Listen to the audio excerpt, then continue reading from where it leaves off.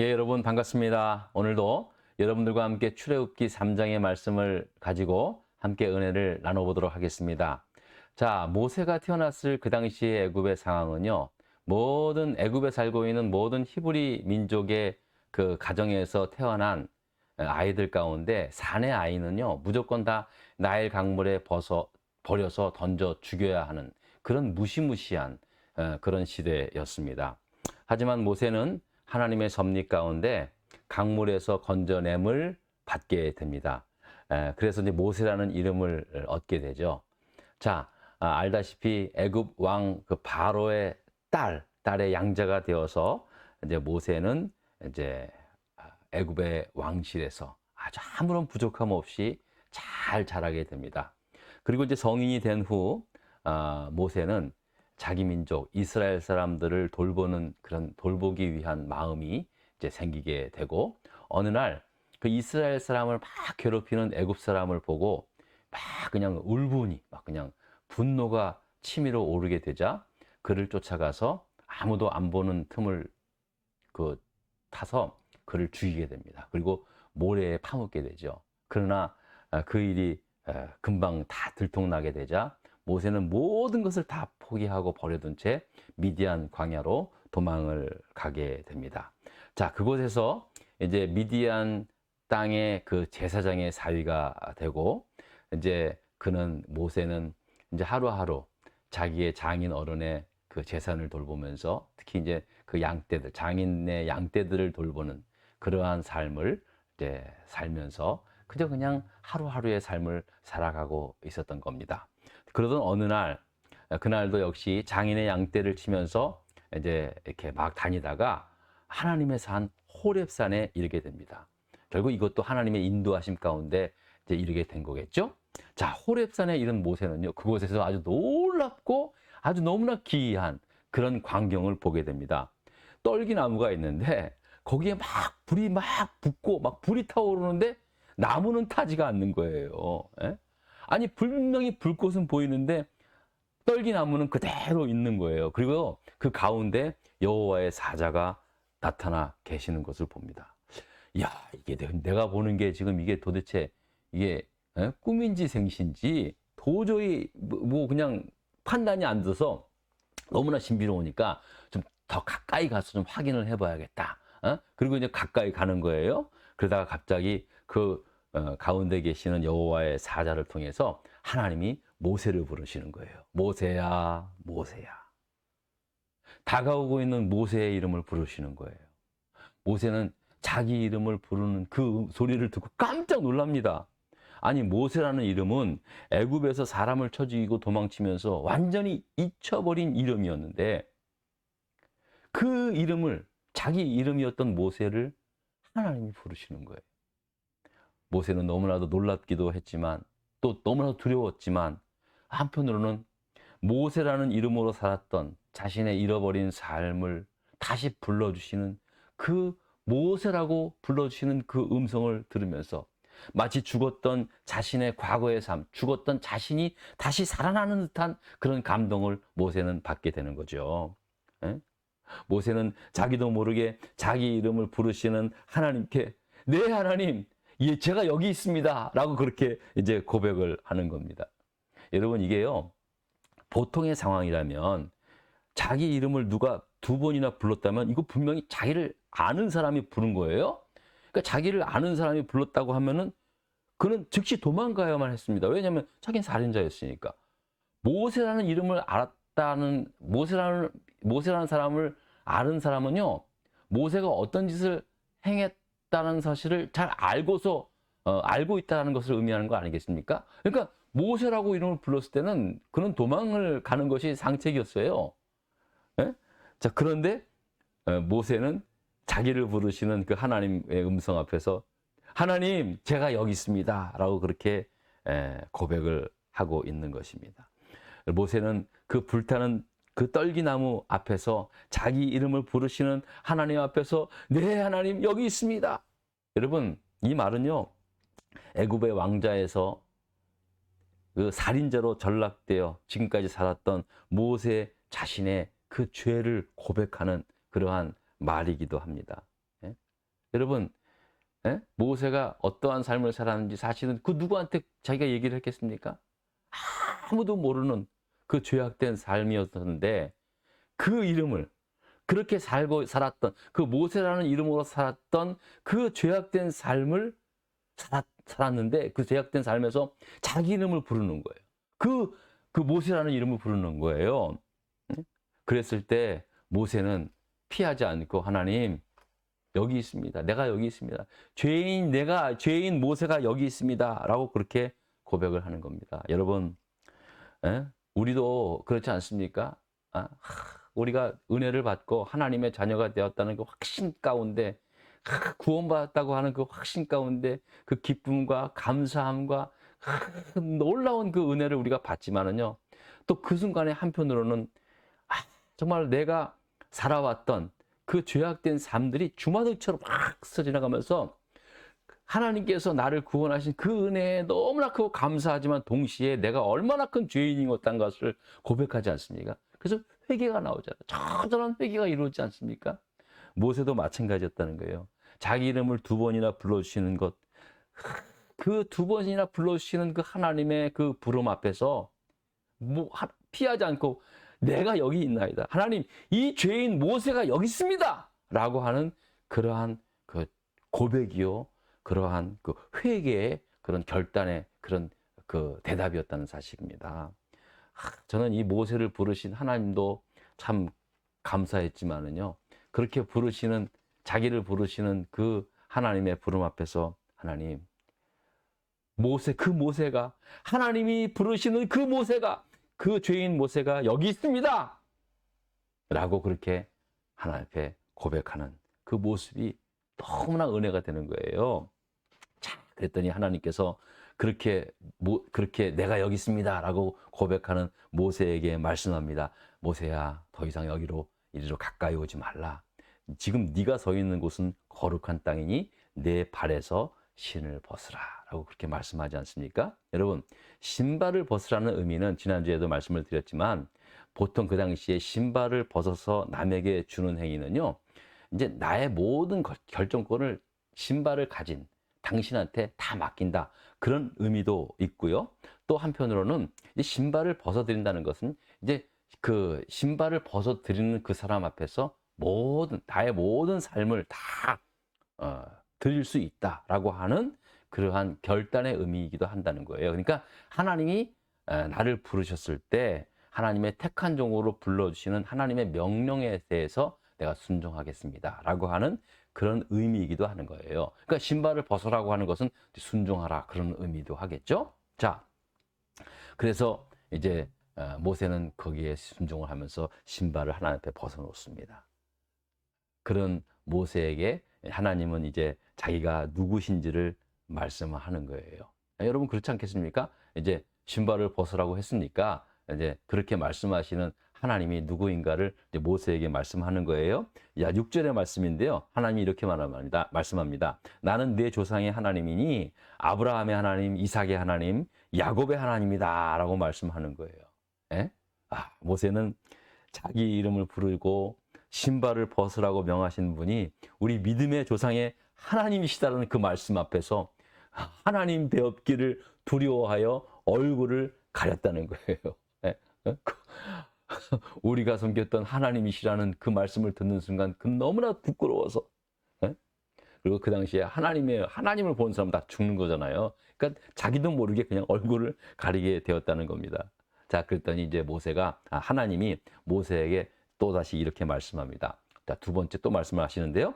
7절서부터 10절까지의 말씀입니다. 자, 이 말씀은요, 하나님이 모세에게 이제 내가 너를 왜 불렀는지를 이유에 대해서 말씀을 하고 있는 거기 때문에 여러분 함께 읽었으면 좋겠습니다. 자, 7절서부터 읽겠습니다. 여호와께서 이르시되 내가 애굽에 있는 내 백성의 고통을 분명히 보고 그들의 감독자로 말미암아 부르짖음을 듣고 그 근심을 알고 내가 내려가서 그들을 애굽의 손에서 건져내고 그들을 그 땅에서 인도하여 아름답고 광대한 땅, 젖과 꿀이 흐르는 땅, 곧 가나안 족속, 헷 족속, 아모리 족속, 브리스 족속, 히위 족속, 여부스 족속의 지방에 데려가려 하노라. 이제 가라. 이스라엘의 자손의 부르짖음이 내게 달하였고 애굽 사람이 그들을 괴롭히는 학대도 내가 보았으니 이제 내가 너를 바로에게 보내어 너에게 내 백성 이스라엘 자손을 애굽에서 인도하여 내게 하리라 라고 그렇게 모세에게 말씀을 하시는 겁니다. 하나님이 모세를 통해서 이스라엘 민족을 애굽에서 이끌어내겠다. 너를 그 이스라엘 백성의 지도자로 삼겠다라고 하시는 하나님의 부르심이었다는 것입니다. 야, 그 말씀을 듣는 순간 여러분 같았으면 어떻겠어요? 모세는요, 그 말씀을 듣는 순간 두려웠어요. 그 당장에 모세는 하나님께 이렇게 묻습니다. 하나님, 아니 도대체 내가 누군데요? 제가 누군 줄 아냐고 아십니까? 왜 하필 납니까? 어떻게 내가 나로 하여금 이스라엘 민족을 애굽에서 인도하여 내리까? 라고 그렇게 말하는 거예요. 여러분, 이 말의 속뜻은 이겁니다. 내가 누구기에 바로한테 가서 이스라엘 백성을 달라고, 그리고 그 이스라엘 백성을 내가 이제 인도하여 가나안 땅으로 가겠다. 내가 누구인데 그렇게 합니까? 그 말은 뭐냐면요.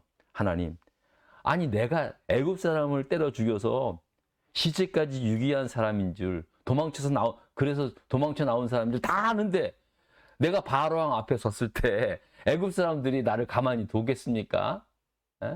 당장에 나를 죽이려고 할 텐데 하나님, 내가 누구인지 잘 알면서 하나님 어떻게 나한테 그런 일을 시키십니까? 그런 고백이라는 거죠. 자, 그랬더니 그렇게 말하는 모세에게 하나님은 어떻게 말씀합니까? 12절 말씀입니다. 12절 말씀. 하나님이 이르시되 내가 반드시 너와 함께 있으리라 라고 말씀합니다. 내가 그 백성을 애굽에서 인도하여 낸 후에 너희가 이 산에서 하나님을 섬기리니 이것이 내가 너를 보낸 증거다 라고 그렇게 말씀을 한 겁니다. 걱정하지 마라. 내가 너와 반드시 함께 할 테니까는 너 그런 거 걱정하지 마. 바로한테 가서 이스라엘 백성들을 당당하게 달라고 그렇게 말하라고 그렇게 말씀하신 겁니다. 모세는 직감적으로 봤을 때 야, 이게 지금 자기한테 지금 엄청난 일이 일어나는 거예요. 이게 보통 일이 아니에요. 지금 엄청난 일이 일어났다는 것을 이제 느끼는 거예요. 야, 하나님의 그 엄청난 말씀을 듣고는 있지만 모세 스스로가 도무지 이게 엄두가 안 나는 이걸 받아들일 수 있는 그 말씀이 아닌 거예요. 그래서 모세는 또 한 번 하나님한테 묻습니다. 이제 그게 3번의 문제입니다. 제가 나눠드린 그 프린터 3번의 문제를 보시겠어요? 자, 3번입니다. 모세가 하나님께 아뢰되 이스라엘 자손에게로 가서 이르기를 너희의 조상의 하나님이 나를 너희에게 보내셨다 하면 그들이 모세에게 묻기를 그의 이름이 무엇이냐 물었을 때 어떻게 대답할까요? 무엇이라 대답하라고 하셨습니까? 라는 질문입니다. 자, 그러니까요. 자, 하나님께서 이제 모세가 바로왕한테 내가 누군지 아시면서 사람들이 내가 살인죄로 도망친 모세인 줄 알면은 다 나를 죽이려고 할 텐데 내가 어떻게 바로왕 앞에 섭니까? 그랬을 때 하나님은 뭐라 그랬습니까? 내가 반드시 너와 함께다 라고 말씀하시지 않습니까? 자, 그러니까 좋아요. 그러면 그렇다고 쳐요. 그 다음에 또 문제가 생긴 거예요. 그러면 하나님, 이번엔 이스라엘 백성들한테는 내가 뭐라 그럴까요? 이스라엘 백성들 앞에서 하나님이 나를 보내어서 너희들을 이끌어내라라고 그렇게 말씀했습니다. 나는 하나님이 보낸 사람이라고 했을 때 이스라엘 백성들이 너를 보낸 그 하나님의 이름이 뭐냐? 그렇게 묻는다면은 하나님 내가 어떻게 대답을 하겠습니까? 라고 그렇게 묻는 거예요. 그랬을 때 하나님이 어떻게 말하라고 하십니까? 14절의 말씀입니다. 놀라운 말씀입니다. 14절 말씀 함께 다 같이 읽겠습니다. 하나님이 모세에게 이르시되 나는 스스로 있는 자이니라. 또 이르시되 너는 이스라엘 자손에게 이같이 이르기를 스스로 있는 자가 나를 너희에게 보내셨다 하라 라고 말씀을 합니다. 야, 여러분, 하나님이 어떻게 말씀합니까? 이스라엘 백성한테 하나님, 내가 나를 보낸 그 신의 하나님의 이름이 뭐라고 그렇게 묻는다면 내가 어떻게 대답을 합니까? 라고 했을 때 하나님 모세에게 이렇게 하는 거예요. 나는 스스로 있는 자다. I am who I am 이라고 그렇게 말씀을 하는 거예요. 여러분, 이 말씀 안에는 정말 놀라운 말씀이 있는 거예요. 여러분, 이 세상에 존재하는 모든 물질들, 또 모든 생명들 보면은요, 다 원인과 결과에 의해서 만들어진 겁니다. 안 그렇습니까, 여러분? 어느 쪽에 주장을 하든지 간에 말입니다. 자, 진화론을 주장하는 사람들은요, 진화가 되어서 인간이 되었다고 그렇게 주장하는 사람들도요, 생명의 처음의 원인을 뭐라고 합니까? 그들이 생명의 처음의 원인은요, 우연이에요, 우연이. 우연히 막 뭐 부딪히다가 별일 다지다가 거기에 생명체가 우연히 생기가지고 그 생명체가 무슨 그냥 계속 진화가 되고 돌연변이가 생기고 우연히 거쳐서 결국은 이렇게 되었다라고 하는 거예요. 예, 솔직히 말도 안 되지만 어쨌든 간에 진화론자들이 주장하는 것은 분명하게 원인과 결과가 있어요. 원인은 우연, 결과는 이렇게 된 겁니다. 자, 하나님이 하나님의 형상을 따라 진흙으로 비겨서 그 코에 생기를 훅 불어넣어서 인간을 만드셨다. 우리도 원인이 있잖아요. 원인.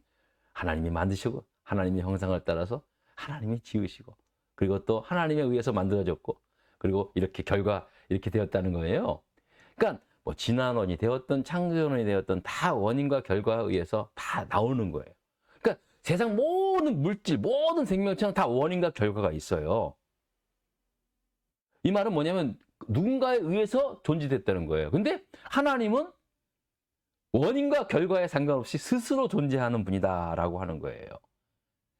야, 이 말은요, 이 말씀은요, 이거 정말로 엄청난 말씀입니다. 여러분, 이런 생각은요, 성경에 나왔으니까, I am who I am이라는 게 말이 나오는 거죠. 인간은요, 아무리 본능적으로도 이렇게 생각할 수가 없어요. 왜냐하면, 누군가에 의해서 만들어진 거기 때문에, 아무리 무의식적이라도 그렇고, 아무리 무슨 생각을 해도 나는 스스로 있다라고 생각할 수가 없어요. 그런 순간, 그건 미친 사람이 되는 거니까. 그거는 있을 수가 없는 거예요. 그건 있을 수가 없는 거예요. 그런데 하나님이 말씀하는 거예요. 나는 스스로 있는 자다. 야, 이게 진짜 기가 막힌 말씀이에요. 아무리 생각을 해봐도 이 말씀은 뭐냐면 나는 원인과 결과에 아무런 상관없이 영원부터 영원까지. 예? 영원부터 영원. 태초라는 말의 의미는 영원이에요. 영원. 영원부터 영원까지 스스로 존재하는 분이시다. 라고 하는 거예요. 그 어떤 원인과 결과에 상관없이 그런 거에 제한 없는 그러한 영원한 존재이심을 말씀하고 있다는 사실입니다. 여러분, 그렇기 때문에요. 우리가 하나님에 속한 하나님의 자녀가 된다는 것은요. 이건 보통 일이 아닙니다. 비록 지금 우리는 육의 몸을 입고 이 땅에 살고 있지만 영원에 속한 생명이라는 거예요. 이게 놀라운 겁니다. 이게 놀라운 거예요. 이게 기적이죠. 제가 지난 주일에 설교에 또 말씀을 드렸지만요. 우리가 이 땅에 나로 태어난 것도 기적이지만 하나님의 자녀가 되어서 영원을 사는 존재가 되었다는 것 자체도 이거는 비교할 수 없는 그 어떤 것과도 비교할 수 없는 그런 기적이라는 사실입니다. 비록 우리가 이 땅에 살고 있지만 우리는 영원에 속해 있는 것. 이게 구원의 본질입니다. 우리는 이렇게 살다가 이제 육신의 장막을 벗어나는 그 날에는 분명히 밝히 알게 될 것이라는 사실입니다. 여러분, 우리는 나는 스스로 있는 자다라고 하시는 이 하나님의 이 말씀 앞에서 하나님께서 그 말씀 앞에서 그러면 그 스스로 존재하는 스스로 있는 자의 하나님의 자녀가 된 나 자신을 돌아볼 필요가 있지 않겠습니까? 하나님은 스스로 있는구나. 나는 그냥 아무것도 아니고 그게 아니잖아요. 하나님은 스스로 계셔요. 영원히 존재하시는 분이에요. 근데 그 영원히 존재하는 그분이 나를 부르셔서 나를 하나님의 자녀가 되었다는 거예요. 거기까지 가야 되는 거예요. 하나님은 스스로 있는 자다. 거기만 알면은 그거는 아니에요. 그거는 성경을 아는 거고 그냥 지식적으로 아는 거예요. 그 스스로 존재하는 그 하나님의 자녀가 된 이 구원의 기쁨과 감격을 갖고 살아가는 것, 그게 바로 본어게인 크리스찬이 되는 겁니다. 그게 바로 모세를 부르시는 하나님을 알고 또 하나님은 나를 알고 그런 관계가 성립이 되는 거예요. 자, 계속해서 4번, 5번이 있는데 오늘 길게 좀 되었습니다. 그래서 4번, 5번은 또 다음 주에 하겠습니다. 3장의 말씀이 좀 길어지는데 여러분 사실은 출애굽기는요. 1장, 2장, 3장 안에 모든 출애굽기의 어떤 그 메시지가 거의 뭐 다 담겨져 있다고 그렇게 봐도 과언이 아닙니다. 그 다음에는 이제 어떻게 출애굽이 진행이 되었는지 그거의 과정에 대해서 말씀을 하고 있는데요. 자, 오늘도 여러분 이 말씀을 통해서 나는 스스로 있는 자리라. 이 말씀을 통해서 우리가 그러면 나는 누구인가? 스스로 존재하는 그 하나님의 자녀가 된 나는 누구인가? 나도 함께 발견하면서 기쁘고 감사하는 그 마음으로 우리의 남은 인생 살아갈 수 있기를 바랍니다. 자, 여러분, 날씨도 추운데 여러분 건강 늘 조심하시고요. 또 다음 주에 또 뵙도록 하겠습니다. 감사합니다.